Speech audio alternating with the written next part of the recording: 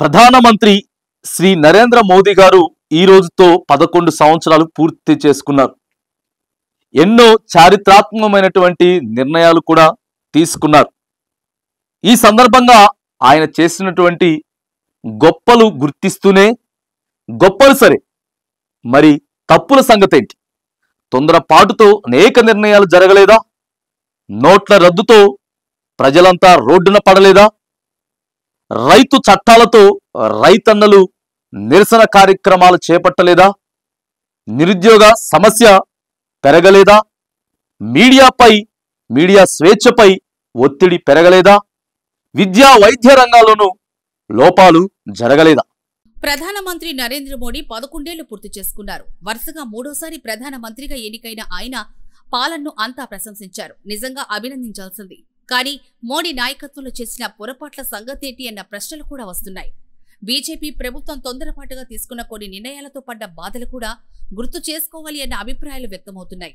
2014 నుంచి 25 వరకు అంటే 11 సంవత్సరాలుగా నరేంద్ర మోడీ భారత ప్రధానమంత్రిగా దేశాన్ని పాలిస్తున్నారు.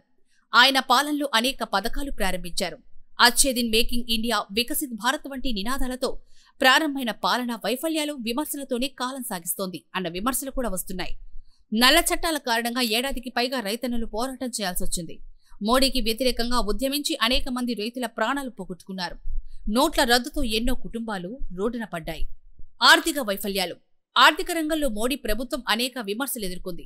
2014లో అచ్చేదిన్ నినాదంతో అధికారంలోకి వచ్చినప్పుడు ఆర్థిక వృద్ధి, ఉపాధి అవకాశాలు, పేదరిక నిర్మూలనపై పెద్ద హామీలిచ్చారు. కానీ 11 సంవత్సరాల తర్వాత ఈ హామీలు ఎంతవరకు నెరవేరాయి?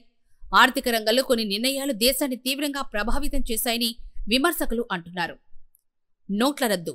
2016 నవంబర్ 8న 500, 1000 రూపాయల నోట్లను రద్దు చేస్తూ మోదీ ప్రభుత్వం ఒక సడన్ నిర్ణయం తీసుకుంది.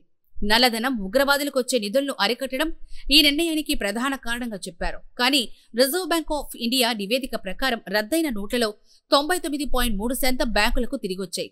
అంటే నల్లధనం అరికట్టడంలో ఈ చర్య పెద్దగా ఫలించలేదు. ఈ నిర్ణయం వల్ల చిన్న వ్యాపారాలు తీవ్ర నష్టాల్ని చూశారు. లక్షల మంది కార్మికులు ఉపాధిని కోల్పోయారు.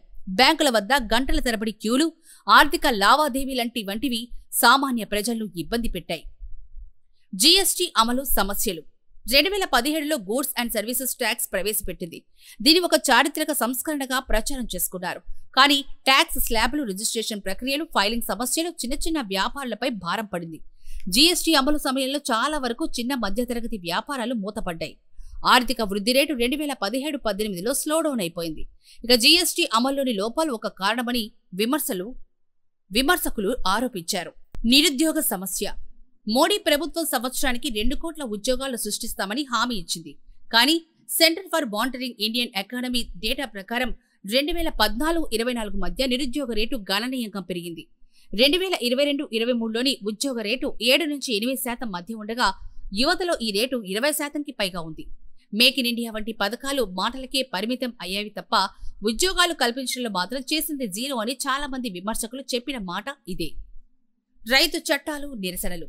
సామాజిక, రాజకీయ రంగాల్లో మోడీ ప్రభుత్వం తీసుకున్న కొన్ని నిర్ణయాలు దేశవ్యాప్తంగా తీవ్ర చర్చలకు, నిరసనలకు దారితీశాయి. 2020లో కేంద్ర ప్రభుత్వం ప్రవేశపెట్టిన 3 వ్యవసాయ చట్టాలు రైతుల నుంచి తీవ్ర వ్యతిరేకతను ఎదుర్కొన్నాయి. ఈ చట్టాలు కార్పొరేట్లకు అనుకూలంగా ఉన్నాయని, రైతుల ఆదాయాన్ని దెబ్బతీస్తాయని విమర్శకులు వచ్చాయి.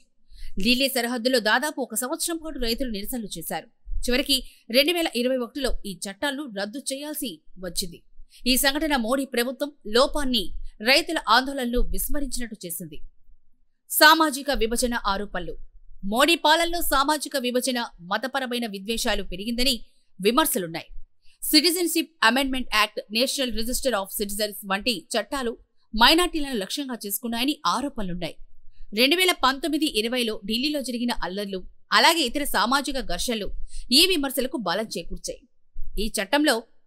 ఈ చట్టాలు దేశంలో సామాజిక సామరస్యాన్ని దెబ్బతీశాయని చాలా మంది అంటున్నారు.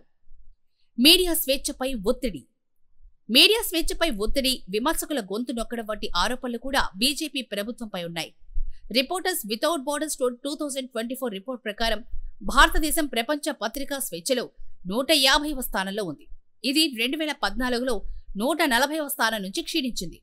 పత్రికా సంస్థలపై ఒత్తిడి, జర్నలిస్టులపై కేసులు వంటివి ప్రజాస్వామ్య విలువలపై ప్రశ్నలను లేవనెత్తాయి. వైద్య రంగంలో లోపాలు. కోవిడ్-19 మహమ్మారి సమయంలో మోడీ ప్రభుత్వం నిర్వహణపై తీవ్ర విమర్శలొచ్చాయి.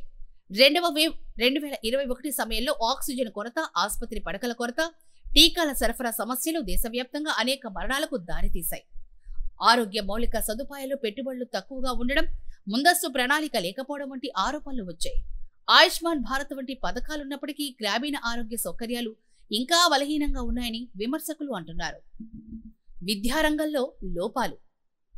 2020లో ప్రవేశపెట్టిన నూతన జాతీయ విద్యా విధానం NEP సంస్కరణగా ప్రచారం చేయబడినప్పటికీ దాని అమల్లో లోపాలున్నాయని విమర్శలున్నాయి. గ్రామీణ ప్రాంతాల్లో ఇంటర్నెట్ లేకపోవడం వల్ల కోవిడ్ సమయంలో ఆన్లైన్ విద్య సమస్యగా మారింది. ప్రభుత్వ పాఠశాలల్లో మౌలిక సదుపాయాలు, ఉపాధ్యాయుల కొరత ఇంకా పరిష్కరించబడలేదు. విద్యపై జాతీయ బడ్జెట్లో కేటాయింపులు జీడీపీలో 6% ఉండాలని NEP సూచించినప్పటికీ ఇది 3 నుంచి 4% మధ్యనే ఉంది. మౌలిక సదుపాయాల్లో అసమానతలు. మోడీ ప్రభుత్వం రోడ్లు, రైల్వేలు, స్మార్ట్ సిటీల వంటి మౌలిక సదుపాయాలపై దృష్టి పెట్టినప్పటికీ గ్రామీణ ప్రాంతాల్లో ఇంకా ప్రాథమిక సౌకర్యాలు, విద్యుత్, నీరు, రోడ్లు లోపిస్తున్నాయి. స్మార్ట్ సిటీస్ పథకం కొన్ని నగరాల్లో మాత్రమే కేంద్రీకృతమై గ్రామీణ ప్రాంతాలకు తగిన ప్రాధాన్యతనివ్వలేదనే విమర్శలు కూడా ఉన్నాయి. మోడీ సర్కార్ 11 సంవత్సరాలు అనేక సంస్కరణలు, పథకాలను చెప్పింది. కానీ అవి రియాలిటీలో మాత్రం సాధ్యం చేయలేకపోయింది. నోట్ల రద్దు, జీఎస్టీ, నిరుద్యోగం, రైతు చట్టాలు, సామాజిక విభజన, మీడియా స్వేచ్ఛ, కోవిడ్ నిర్వహణ వంటి అంశాల్లో వచ్చిన విమర్శలు ఈ పాలనలోని లోపాలను హైలైట్ చేస్తున్నాయి. ఈ వైఫల్యాలు ప్రభుత్వం యొక్క నిర్ణయాల్లో లోపం, ప్రణాళికల లోటుపాట్లను చెబుతుంది అనేది వాస్తవం అన్న అభిప్రాయాలు వ్యక్తమవుతున్నాయి.